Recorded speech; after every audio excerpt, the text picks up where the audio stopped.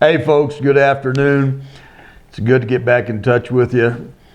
We just keep living in a crazy, crazy world. I just want to take a few minutes and share a few thoughts with you and encourage you, and let you know what our plans are as we move forward.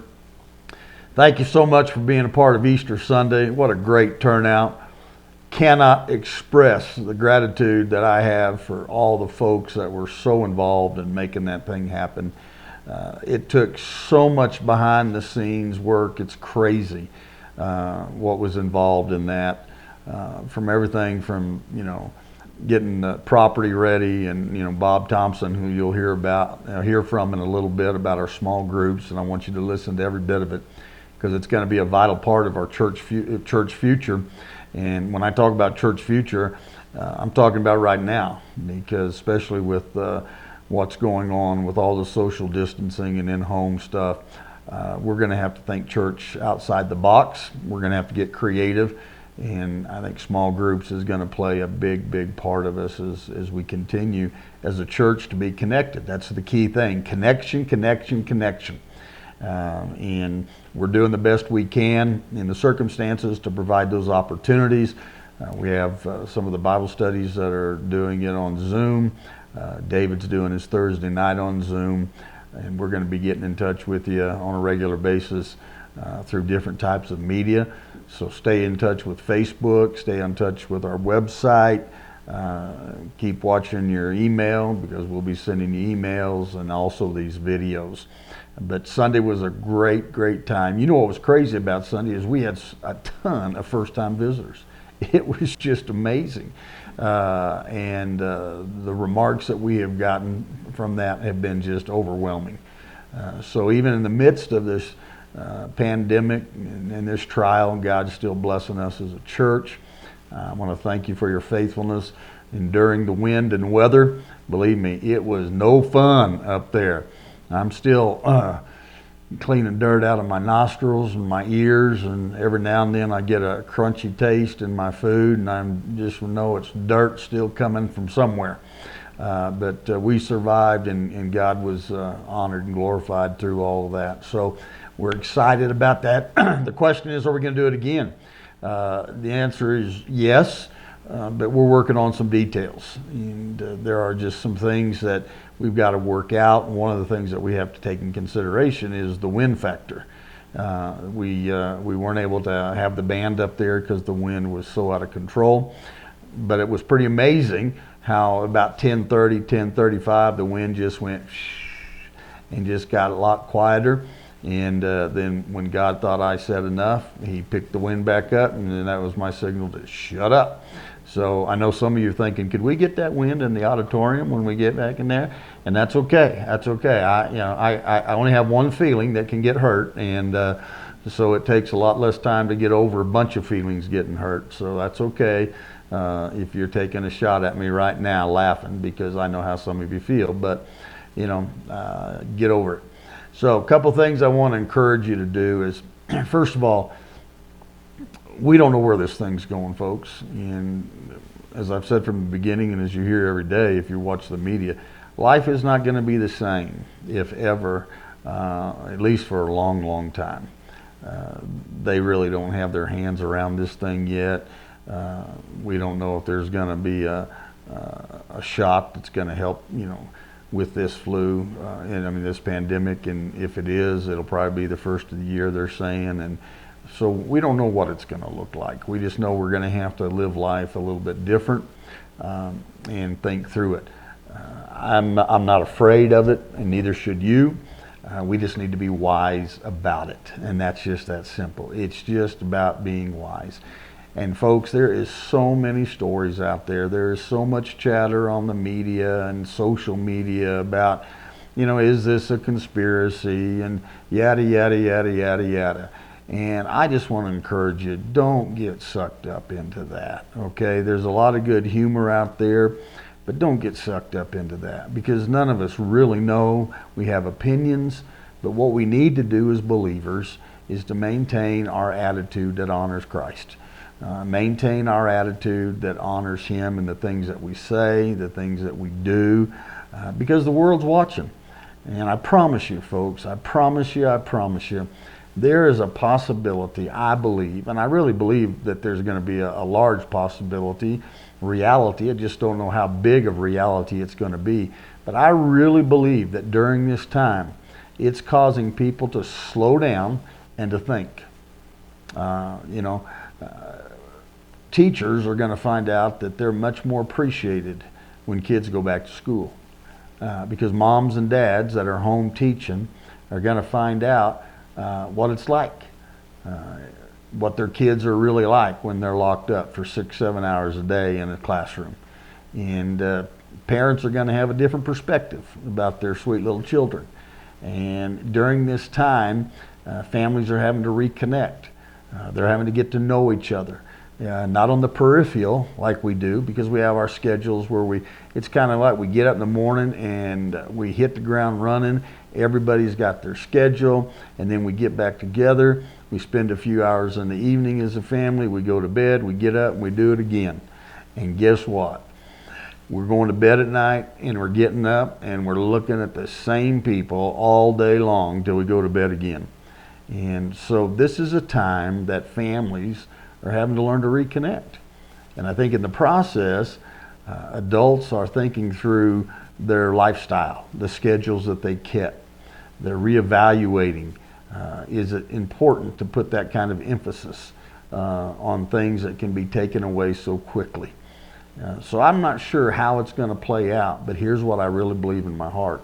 I really believe in my heart and my gut, and I really believe that God's laid this on my heart, that we as a church need to be ready for an onslaught of people, just like we saw on Easter. I think we had 19, 20, 25 visitors. I know the number was 19 for first-time givers, which I thought was amazing. We had such a phenomenal offering, and thank you so much for that. God's been so faithful, and you've listened, and we appreciate that. You'll never know how much we appreciate your faithfulness by giving, not only online but at the services. And we just had some amazing things. I was touched and moved by one family. Don't know who they are, but they left a note, said we don't have much to give, but we're giving this, and hopefully it'll be worth something of some value to the church. And they left us a coin collection and put it in the offering plate, in the bucket. We didn't have an offering plate. We had a bucket and a wheelbarrow. Now that's as cowboys you can get. And it didn't matter if that coin collection was worth $1 or $1 million. The fact that their heart was in such a great place that they were willing to do the best they could. And I'll be honest with you, that meant so much to me. It's biblical. It's not how much you have, but it's the heart in which you have and what you sacrifice. And that was so amazing. So when we get back to being in a facility, and we don't know how long that's going to be, we may be doing outdoor church and a combination of drive-in church and video on and off for some time. We just don't know yet. But I do know this, is that we need as a church to be prepared for what God's going to do. And later on, you're going to hear Bob Thompson talk about small groups. And folks, I can't tell you how important that is, and even more so now. Right now, we're down to no more than 5 people as part of our social distancing. That's a small group, and it's very easy in this time to get disconnected from life. There's a lot of hurt. There's a lot of fear going on with people who lost their jobs or who had to lay people off. There's concerns about economy. There's concerns about paying the bills, paying rent. There's medical concerns. There's a ton of concerns. And here's the value of small groups. When a group of people get together, and right now let's say it's 5 people, and they get together and they connect, and they share a meal together, and they pray about situations, and they talk about their fears, and they go to the Word of God and see what God has to say to strengthen and lift us up. The amazing thing that happens in that small group is then that people become resources for each other. People begin to do the New Testament thing. And if you go back to Acts 2, what it said, they got together daily, they broke bread, they had a meal, they prayed, they fellowshiped. And here's the amazing thing. and they sold what they had to give to others in need. And that's what the church was all about. And in this day and time, we need to be able to have our resources to help some people out. Many of you garden and you farm and that type of stuff, and you raise cattle and etc. And this is a time in which we can help each other out. It's being the New Testament church. And so I want to encourage you to do a couple things. Number one, stay connected. Don't get disconnected. Don't get locked up using your time just, binging on some TV program or Facebook or the internet. Stay connected with people. And here's a couple of things that you can do. One, the social distancing, it's working, folks. Whether you agree with this as a conspiracy or a real deal, it's irrelevant at this point. The reality is it's there, and people are dying and people are getting sick. And whether somebody put this in the air purposely to attack us or shut down the economy, it really doesn't matter at this point. The fact is, it is real, and people are suffering as a result of it. And so I just want to make sure that you keep perspective.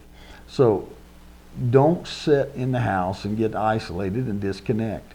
It's not good emotionally, it's not good physically, and it's definitely not good spiritually. So a couple of things. One, get out, take a walk in your neighborhood, put your mask on, put your gloves on, walk through the neighborhood. You can see folks, you can stand 6 feet apart, but as you're walking through the neighborhood, I'm going to challenge you to do this. By each house that you walk by, just stop in front of that house for a moment and pray for the family in that house. Pray for their protection, pray for their healing, pray for their safety, pray that God would give them a calm sense during this fear. But pray that if they don't know who God is and they don't have a personal relationship with Christ, pray that God would open their hearts and open their minds during this time, and that maybe an opportunity comes along down the road that you can plant a seed. And our job is not to harvest the seed. Our job is to plant the seed.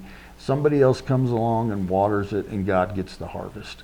And this is a great time because people are going to have a lot of questions. This is changing people's way of thinking. It's changing how they're going to do life. It's reevaluating their priorities. And we all should be looking at that. We all should be doing a spiritual inventory on ourselves right now and saying, hey, was the way I was living in the past with my priorities and the things I valued, was that really the right way to live? Because look how fast it was taken away. And so now we come to a place of really dependent on who God is in our life. So take a walk through the neighborhood. Next thing, get in your car and just take a drive. Go drive the back roads of Edgewood. Go to a Walmart and sit in the parking lot. Go to Smith's, sit in the parking lot. Tractor Supply, Sonic, Walgreens, Domino's Pizza. I don't care. Go and just sit. And as people walk in and out, pray for them. Ask God to become real in their lives. Drive through the neighborhoods and the back roads. And just as you drive by in those neighborhoods, pray for folks in those neighborhoods. One of the biggest things that will change the hand of God in a community is the faithful believers praying. This is a time in which we really need to pray for our community. We need to pray for each other. So I'm going to encourage you and challenge you that just, get your kids or get your spouse or just by yourself and just take a drive. And it's exciting because my mom, of course, is here, and so she's learning Edgewood. And I came home yesterday and she wasn't at the house, and I thought, well, what's going on with this? And she was gone. And of course, I get a little protective about it. And, my mom is 85 years old and she's not slowing down one bit. She is, extremely independent, going to do her thing, float her boat, and just try to stop her, and you'll get tuned up real quick. And here's what's so neat about it is that she comes in every time she does this, and you'd think I'd get used to it, and she says, I couldn't, and she's just so excited because she's discovering Edgewood. And a lot of people think Edgewood is just what you see off the freeway. Well, she gets down on these back roads and starts discovering things and coming home and asking questions about, well, I didn't know this, I didn't know this. And it just hit me, we get so used to just being in Edgewood, especially those of you that have lived here since Moses, and your family helped, homestead this place. We just kind of get used to it. Get out. Get a renewal of your community. Look at the possibilities. Drive around, and it's amazing when you drive around and you see the number of homes. And you know what that home represents? That home represents an opportunity for Christ. Every one of them does. And so we as a church need to rally together. And who knows, you will be surprised what God will do. You'll be surprised what it will do for your personal walk with the Lord, to get out and to just pray for people. The third thing I'm going to encourage you to do is stay connected with EMCC folks. You got their phone numbers, call them, ask how they're doing, get on the internet, send them a private message, text them, send them an email, but reach out to people and be encouraging. Let's not get into the negativity about all this. Let's be encouraging. Let's put smiles on people's faces.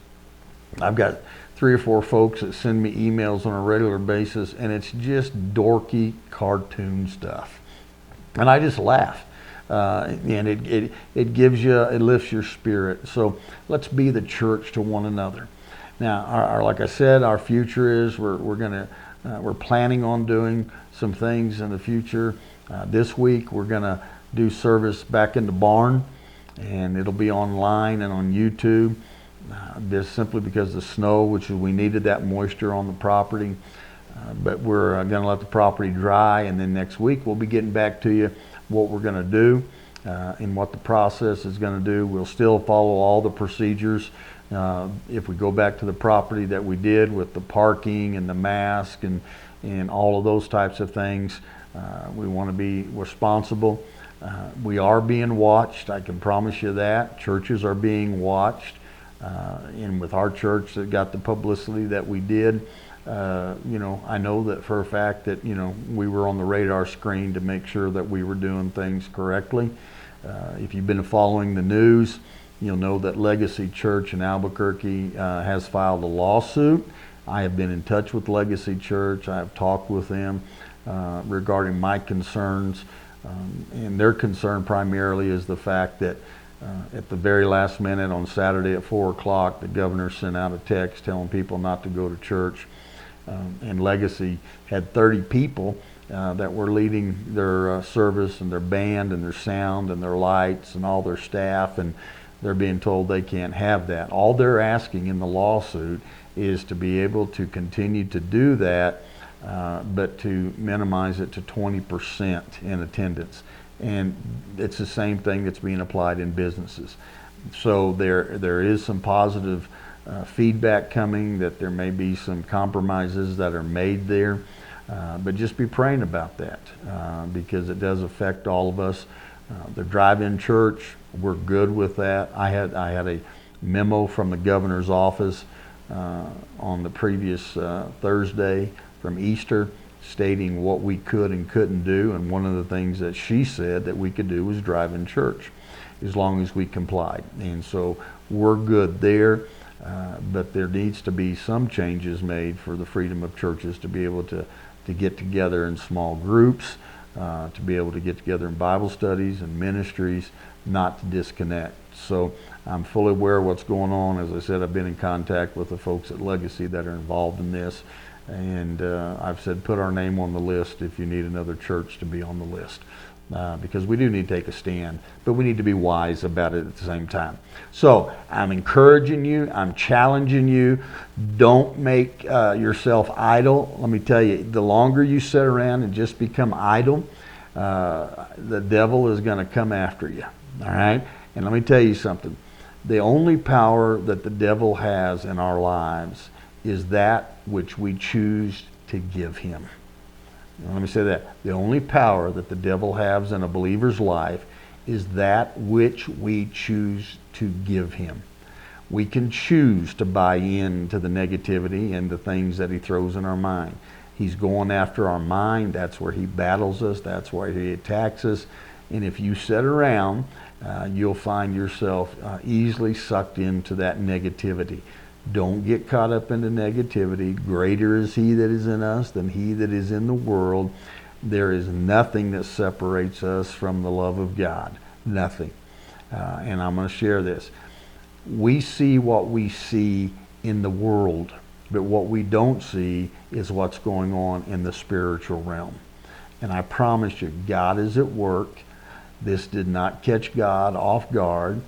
He knew about this. He was aware of this. And I believe, going back to the first two messages that I did, is that God is using this to wake us up, to reevaluate. And church, I believe that our hearts individually need to be right, so our heart as a church can be right collectively, and we can be ready to hit the ground running when these bans are lifted. Now, it doesn't mean that we don't stop now.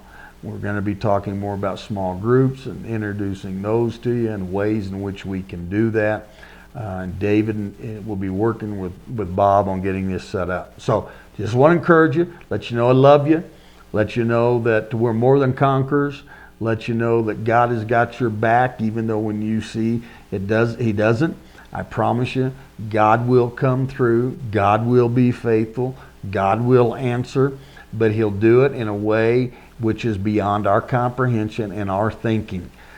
Because God doesn't want us to think that we can depend on ourselves. We need to depend on him. And that's why he answers prayers different than what we think they're going to be. Because we would never think how to answer something the way God does. That's what the Bible says. The Bible says that man thinks God's wisdom is foolish, and God looks at man's wisdom and thinks man's wisdom is foolish. And God's worst plan is better than our best plan for ourselves. It's just a matter of trusting God and believing in that. See you Sunday. We'll be live streaming at 10:30. Pass the word about what we've talked about today. Get it out there. We're depending on you as church family to communicate, even if we have to hear it 10 times from 10 different people. It's better to be safe than sorry. We are a communication line. We depend on that so much with you. And it's all going to be okay. I promise you. It's all going to be okay. Even if we have to live different, it's going to be okay. Because God is going to give us the wisdom. God's going to give us the insight. God is going to lead us in the right direction. We just need to be faithful, to stay in touch with him, to be faithful to listen, and to not get sucked into so much negativity going on in the world right now. Have a great day. See you soon.